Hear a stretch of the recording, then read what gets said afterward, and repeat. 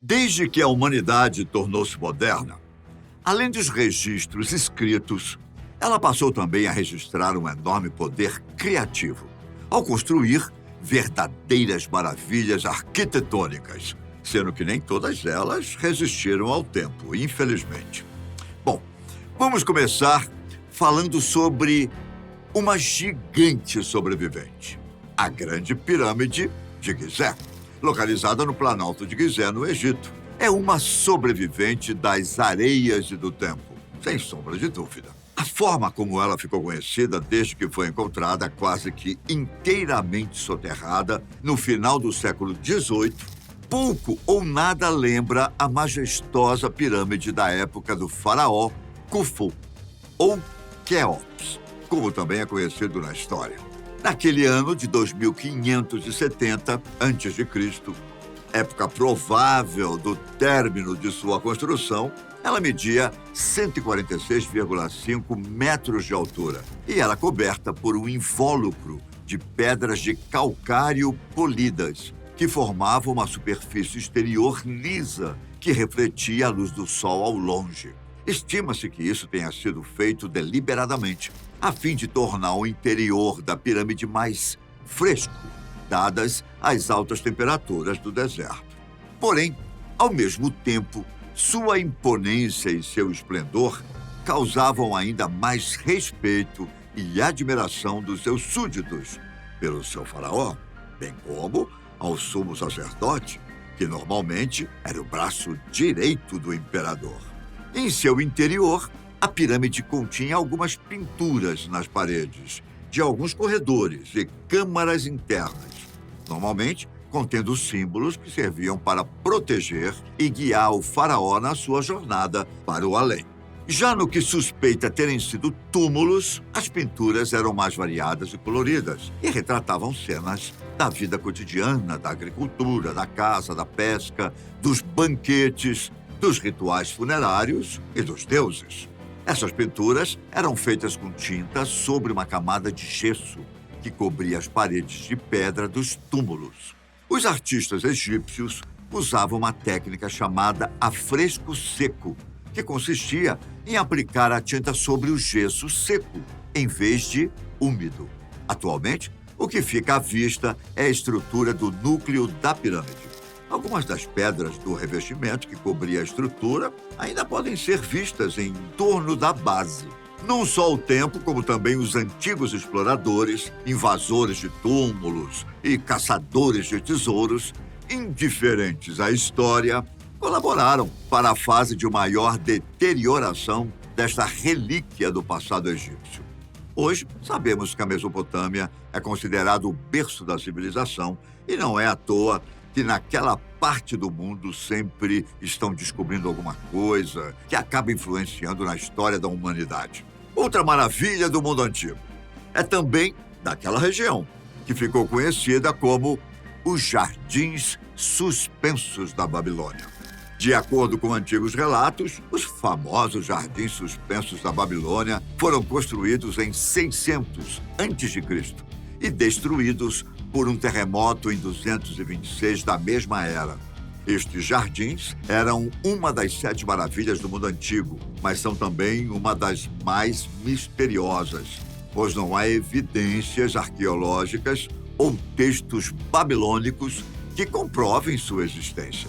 Tudo que se sabe sobre eles vem de relatos de historiadores gregos e romanos, que os descreveram como uma obra impressionante de arquitetura e engenharia, construída pelo rei Nabucodonosor II no século VI a.C., para agradar sua esposa Amitis, que sentia saudades das montanhas e dos jardins de sua terra natal.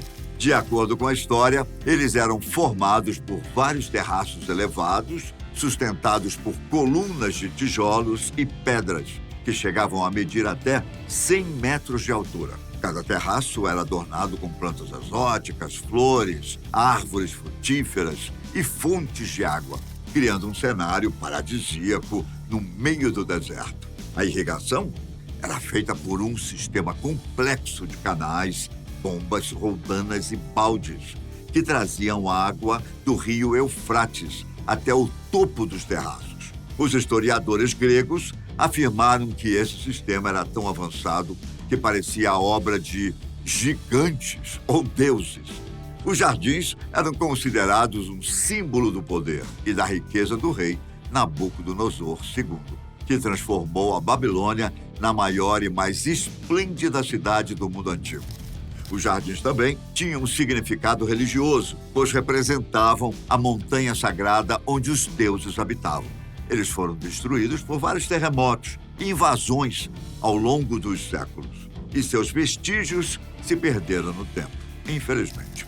Alguns estudiosos sugerem que eles nunca existiram de fato e que foram apenas uma invenção dos escritores antigos, inspirados por outros jardins reais da Mesopotâmia ou da Pérsia.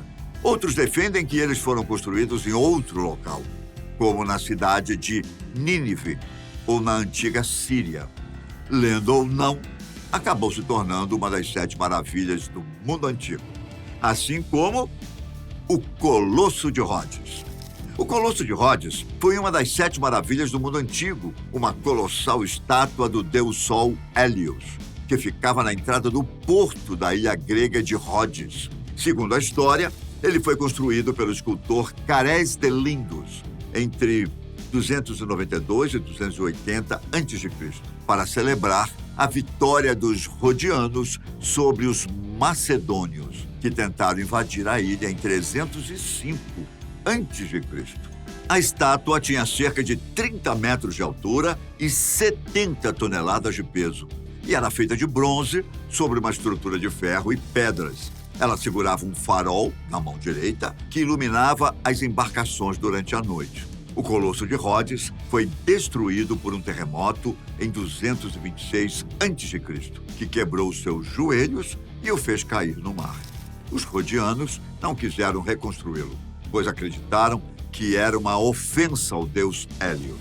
Os restos da estátua ficaram submersos por mais de 800 anos, até que foram vendidos como sucata pelos árabes, no século VII depois de Cristo. Nenhum vestígio arqueológico do Colosso foi encontrado até hoje, e sua localização exata é desconhecida. Tão grandiosa quanto o Colosso de Rhodes foi a estátua de Zeus em Olímpia. De acordo com os gregos antigos, Zeus era o deus dos deuses, filho de Titã Cronos e de Reia. Ele era o deus dos céus, dos raios e relâmpagos, que mantém a ordem e a justiça. A partir do Monte Olimpo, Zeus tinha autoridade sobre todos os demais deuses e deusas, que o chamavam de pai, apesar de alguns historiadores dizerem que, na verdade, grande parte dos deuses gregos eram descendentes de Zeus, uma vez que ele ficou também conhecido por suas aventuras, digamos, fora de casa. Alega-se que foi uma escultura de mais de 10 metros de altura, pesando 70 toneladas, feita de marfim e ouro, que representava o rei dos deuses gregos, sentado em um trono. Foi construída no século V a.C. pelo ateniense Fídias, em homenagem a Zeus.